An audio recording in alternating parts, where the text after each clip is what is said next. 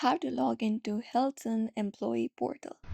If you'd like to access the Hilton Employee Portal, you may follow up these simple steps.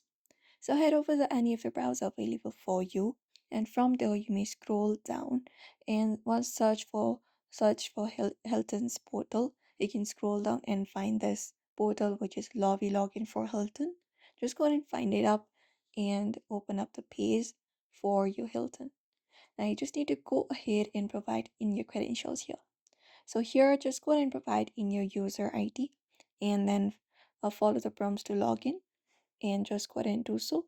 If you are a new user, tap on new user and then just go ahead and create up a new account for yourself and just go ahead and follow the prompts to create your Hilton ID.